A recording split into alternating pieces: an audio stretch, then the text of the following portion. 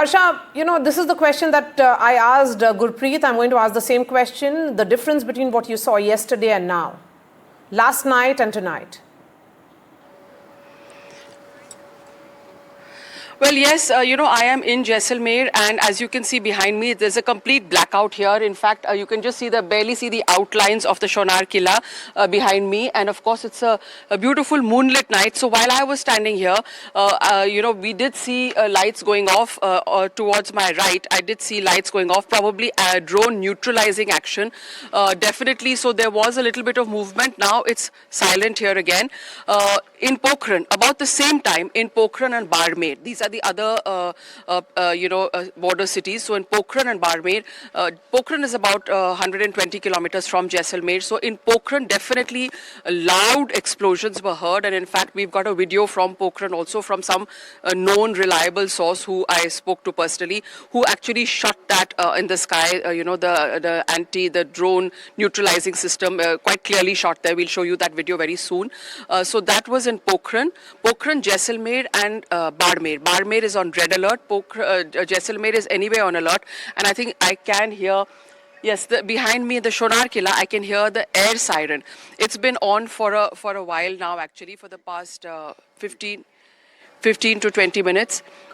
I can hear the air siren behind me. It's been on for now. So red alert here. As of now, quiet. There was a little bit of activity in Jaisalmer and the skies behind me. It's quietened down now. After that, we haven't heard any more reports because there's been, like I said, activity in Jaisalmer, Pokhran and Barmer. Harsha, I quite marvel the calm that you bring to the screen under such a tense situation. And I quite also marvel the military terms that you have been using with your, great experience of that border state which shares the longest border with Pakistan. Try and explain to our viewers in detail. I want you to speak in a focused manner, Harsha.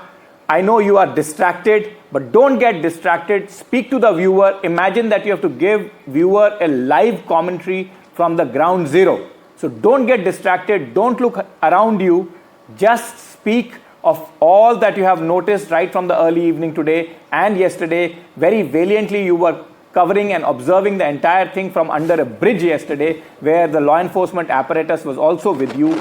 Explain to the viewer what you have been noticing and what is the change that you are noticing currently for the last 2 hours. Explain in a manner that viewer must know that he or she is sitting there right next to you. Yeah, well, absolutely, Nikunj. As soon as we came in, of course, we went to the border areas. We went to those border villages, which were just about 11 to 17 kilometers away. There, the BSF had told those people very clearly, because very often with their shepherds and their goats, they go right up to the fencing. So they were told very clearly, don't venture that side, stay this side. But there was a sense of calm, definitely, in the border areas, in Jaisalmer also. We also went to other border villages where the police were patrolling and meeting village people. So there was a sense of, buoyancy and a sense that we are ready to face whatever will happen.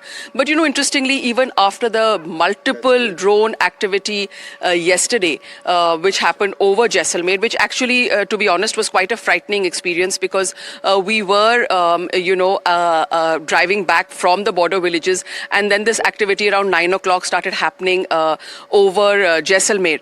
And then we had to stop. There was no other option. We had to stop. We were, in fact, thinking whether we should there's a flyover, the high road that goes. We were thinking whether we should take that road, and then decided it's safer to, sort of travel closer to ground rather than take, very state-of-the-art flyovers. So as soon as we took that road, we went under the bridge. There were army trucks there, and they advised us that stay here, don't venture out, because there is a lot of drone activity over Jaisalmer.